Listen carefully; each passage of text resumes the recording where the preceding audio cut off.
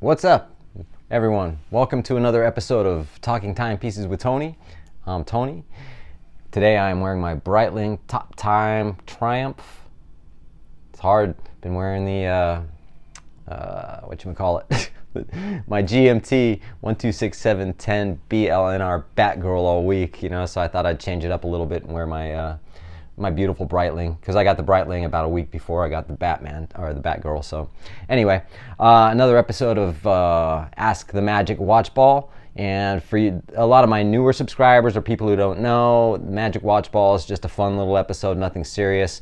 Back when people still do it, where they just have Rolex predictions, but no one has a crystal ball as to what they're going to do. But some people are very adamant and very straight as to what they think is going to happen. They don't know. So I have a Magic Watch Ball, 79% accurate. We're going to ask the watch ball questions, but first let's roll the introduction and then we'll talk about it.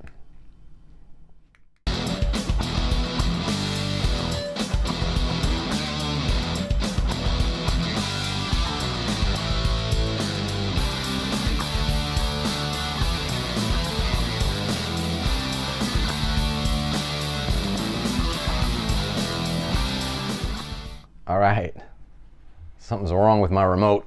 Anyway, first question. Well, first and foremost, I hope everyone's doing well. Happy Friday. Got a Coors Light under here, so yummy. So we're gonna ask the Magic Watch Ball.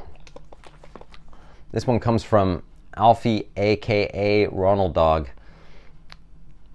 I feel a bit sick and a bit jealous. You have ruined my Sunday. I think I got the call for my blue OP41 after you got yours, so hoping it's an omen, haha. Can you ask the Magic Watch Ball for me, please? First and foremost, thank you. Don't feel sick and don't feel jealous, and that's because I got the GMT. And did you get the call for your OP41? So did Alfie, aka Ronald Dog, get the call for the Magic for the blue OP? And at this point, it's hard to see. Okay, so I also throw in my 2 cents worth on this one. I don't know, man. Did you? I hope you did. And if you did, congratulations. But you haven't mentioned anything, so I'm going to assume that you didn't. But if you did, then you were waiting for this video. So if you did get it, congratulations. Enjoy it, wear it in good health. If you didn't get it, why you think you got the call? What do you mean you think you got the call? Why else would they call you unless he's like my AD, where he just calls me to tell me to follow him on Instagram or something like that, Anyway, let me know. Davis Prince, congrats on the new Batgirl, brother. Thank you very much. I appreciate it. I'm happy for you. Watch ball question. Should I always use the same sales rep at my AD? Also, when I buy a Rolex, what kind of margin are the sales reps making on a two-tone Datejust, let's say? Always wondered how the commission worked. Thanks. Watch ball. I don't get into the financial aspects of watch trading, watch dealing, watch selling, or any of that. Money is irrelevant to me. What I am here to do is tell you the truth about watches and what watches you will or will not get, or whatever else. Okay. Watch ball seems angry at that question. Dude, what does it matter what they make? I'm not trying to, I appreciate your question. I don't know what they make. I don't get that in depth, or, I know my AD really well, but I don't ask him about the money aspect of it. I can tell you this with Bindi. I don't know about your neck of the woods or other ADs, but there's a lot less commission on Rolex than any other brands, because Rolex sell themselves. They're too easy. So, for instance, this is a $5,500 watch. Probably makes more commission on this than he did my GMT Batman. I don't actually think he makes anything on those, again, because it's a simple sell for them. So I don't know. As far as always using the same sales rep at your AD, yeah, I mean, absolutely. I don't even know if your AD would allow another rep to sell you something. If you have a spending history and you deal with one person only, stick with that one person. Yeah, floating back and forth or trying to ask one rep to another rep if they can get you something, it's not going to do you any good. In fact, it'd probably do you more harm than good. So yeah, stick with the same sales rep, you know, definitely. But thank you, dude. Always appreciate your questions and comments and things like that. Let's just take another sip of beer. Fuck it. It was a weird day. W and below me. Oh yeah, question for the Magic Watch Ball. Dead & Co. is done after next year. And if Bob Weir goes on hiatus, live music is dead. Who else is there that's out there that can put on a great show? Watch Ball. I have no clue what you're talking about. And I'll put my 2 cents in with that too. So basically, what you're asking me is something I have no clue of what you're talking about either. I don't know. I don't even know what that is, man. Sorry. I guess I'm not in the loop with that kind of stuff. So, but thanks anyway. This one comes from I Met a Girl. I can't make up my mind between a 2013 Quartz Patek Philippe, no papers but reputable seller, or a 2005 black dial Datejust with fluted bezel, Jubilee bracelet, and hidden clasp. It has box and papers. The Quartz Patek is $7,000 and the Datejust is almost $9,000 after tax. Third option is a Rolex Explorer that I've been waiting for. Rolex Explorer that you've been waiting for. That's it. Rolex Explorer. Awesome. Thanks, Watchball. As always, a great help. And I'll add my 2 cents. Patek Philippe are my favorite brand. And you're getting offered a Quartz Patek Philippe for $7,000 and it's 18 karat white gold. I know this because you told me so. And the Datejust is a 2005. I would, or the Explorer, which you've been waiting for. I know you're on the waiting list for the Explorer. Wait for the Explorer. I don't recommend the Patek, man. I love Patek, but the thing is that you're going to get a 2013 Patek that's 10 years old with a quartz movement. You don't know how that watch has been treated. If something, it's not just about the battery on those things. If something happens to the movement, unbeknownst to you, how that watch was handled previously, or what the deal is, and something goes wrong with it, and that movement, they don't generally repair those. They're pretty much just replaceable movements. How much money are you looking to get involved if something goes wrong with that watch?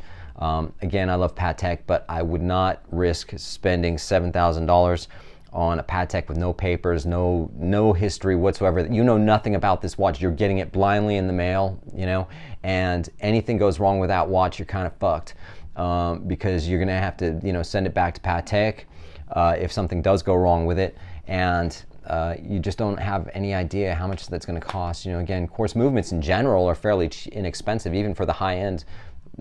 Even if it's a Patek quartz movement, they're not expensive to make, but they will certainly charge you for that. Give you an example of when I had an older Porsche and it broke down, and I got the quote on what the repair was, and it was astronomical. It's not the fact that it's an older vehicle, it's the fact that it's a fucking Porsche. You know what I mean? It doesn't matter. It has that brand, it has that label on it. Patek Philippe has that brand, has that label on it. So as beautiful as that Patek may be, I would recommend waiting for your Explorer. And if anything else and you didn't want to wait for the Explorer, then go with the Rolex Datejust.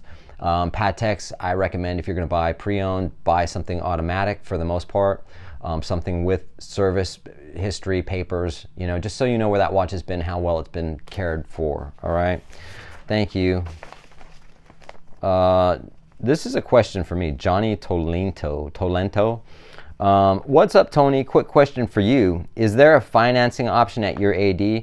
This year I'll be turning 40 and would love to treat myself. Not sure if you get them outright, but just wondering if I've saved about $6,000 to treat myself for getting old. Well, hey man, congratulations for turning 40. I was there once, So I don't recommend financing any watch whatsoever. Getting yourself into debt for a watch is not worth it, man. Buy something you can afford. $6,000. And you didn't say what you were looking for, but $6,000, you know, you're right there in OP land. You know what I mean? So you might be able to get an OP and not have to put too much more money out to get that. Depends what you're looking for, but I don't recommend it. I certainly don't know if Bindi finances. I doubt it, but I think, you know, the companies that finance are generally companies that are like the secondary market companies. I don't think there's a financing option. If you have to finance that watch and you walked into Bindi Jewelers and say, do you offer financing on a Rolex, you're more likely not ever going to get that Rolex anyway, you know. So hope that helped. Eric Cooper got a JLC, JJ Lecoute, blue dial, master control date. Some biscuit. Dude, I love that watch. Ask the Watch Ball, will I be getting one this year? Will I be getting a JLC? My sources say yes. Awesome, thanks Watch Ball. Well, who knows, man? Maybe my input here on this would be yes. I love that watch, man. It's a watch I've been wanting for a long time, and for those of you who don't know, I did have one for a very, very, very brief period last year.